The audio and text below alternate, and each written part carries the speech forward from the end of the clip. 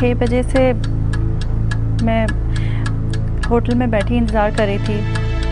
6 से 6:30, 7 से फिर 12 बज गए।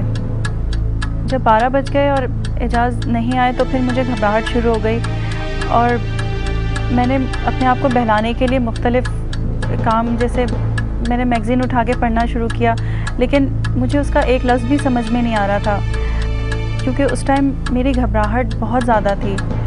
और जब 12 बज गए और एजाज़ नहीं आए तो मुझे ऐसा लगा कि शायद उन्हें पता चल चुका है कि मैं यहाँ गिरफ़्तार हो गई हूँ। उसके बाद सामने बैठे हुए पुलिस वालों में से एक ने मुझे कहा कि अब बस बहुत हो गया, अब चलो हमारे साथ। फिर हम वहाँ से चले गए।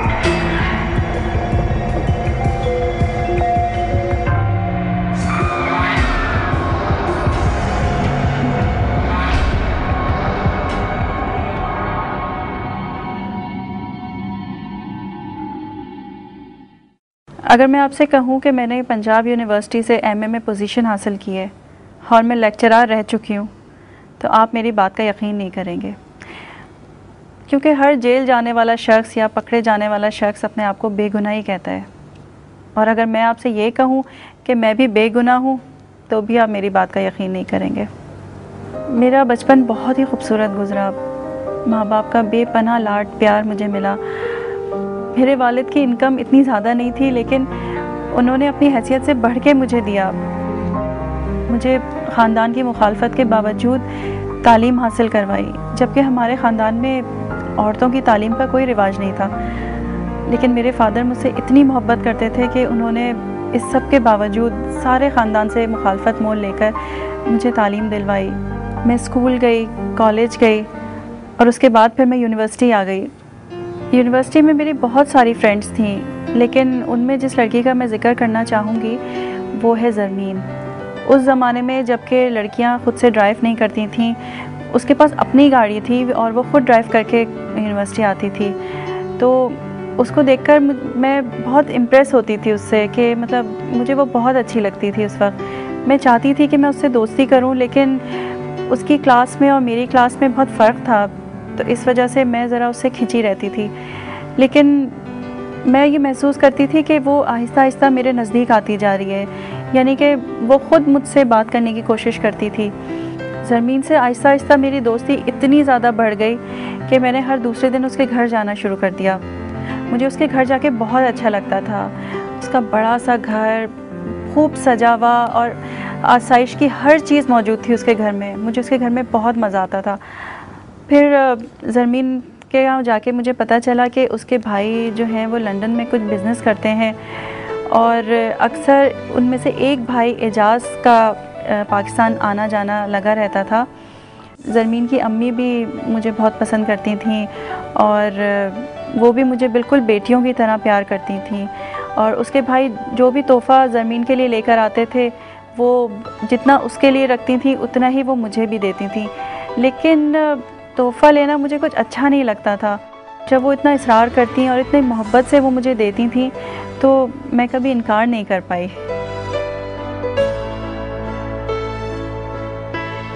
एजाज़ जब भी आते जाते थे तो मेरा उनसे ज़रूर आमना सामना होता था और हमारी नज़रें मिलती थीं।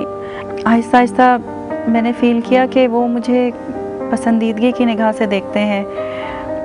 मैंने इसका बिल्कुल भी बुरा नहीं मनाया, क्योंकि मेरे दिल में भी चोर था और मैं भी उन्हें पसंद करने लगी थी।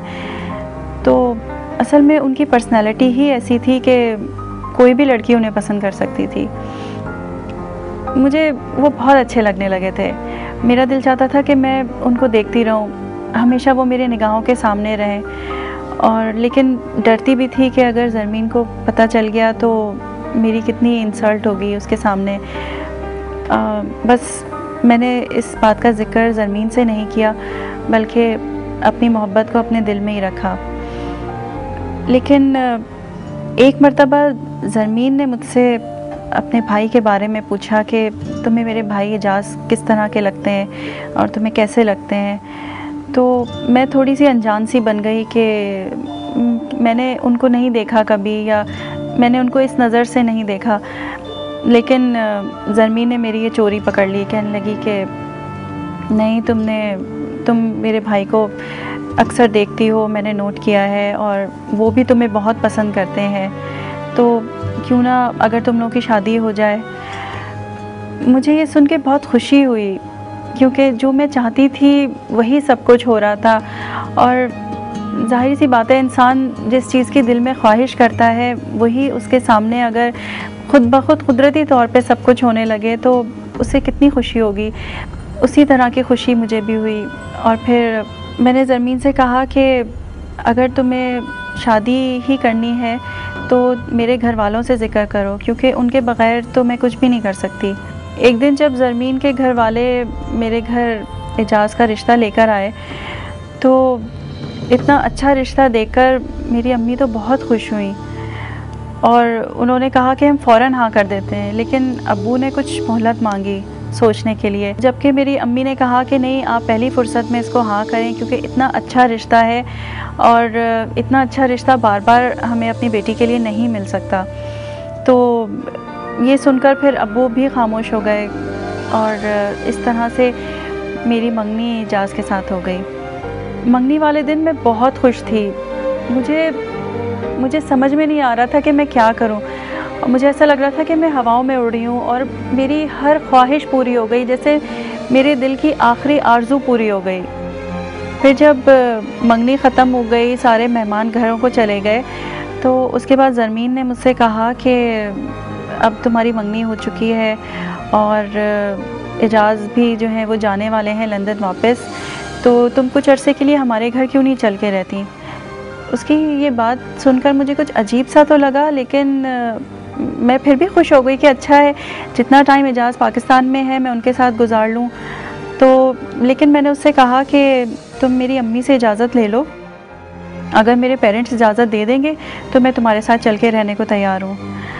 ज़रमीन ने जब मेरी अम्मी से मालूम किया, उनसे बात की, तो अब्बू ने तो मुझे बिल्कुल इजाज़त नहीं दी। लेकिन जब ज़रमीन ने बहुत ज़्यादा इसरार किया तो अम्मी ने मुझे इजाज़त दे दी। और ये बात सुनकर अब्बू तो गुस्से से उठकर चले गए वहाँ से, और लेकिन मैं खुश थी, मुझे उनके गुस्से की परवाह नहीं थी, क्योंकि मेरी दिल की आरज़ू जो पूरी हो रही थी। और इस तरह से मैं ज़रमीन के घर आ गई।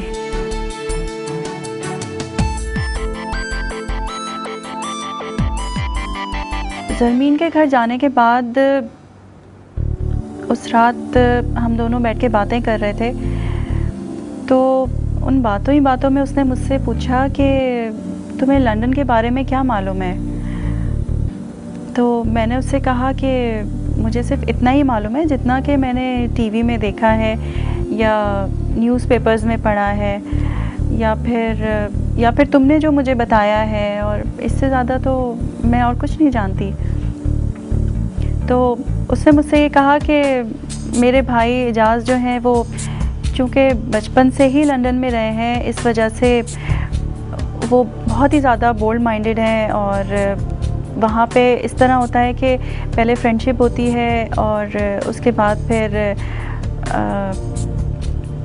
एक साथ रहना शुरू करते हैं, और मतलब ये कि आहिस्ता आहिस्ता रिलेशन बढ़ता है। तो लंदन ना सही, ये सब पाकिस्तान में भी हो सकता है। तो उसकी बात सुनकर मैं बहुत हैरान हुई, मतलब मुझे एकदम शौक़ लगा कि ये किस किस्म की बातें कर रही है, ऐसा तो मैं कभी सोच भी नहीं सकती, और ये सब तो मतलब अनयूजुअल सी बातें हैं। मैंने उससे सिर्फ इतना ही कहा कि अगर तुम मेरी जगह होती तो क्या करती। मैं उसका जवाब सुन के और भी ज़्यादा हैरान हो गई। उसने मुझसे कहा कि पहले ही सब कुछ। वो ये सब कुछ पहले से कर चुकी है। मैं सिर्फ यही सोचती रह गई कि ये किस किस्म की लड़की है, मतलब ये सब कैसे कर सकती है वो।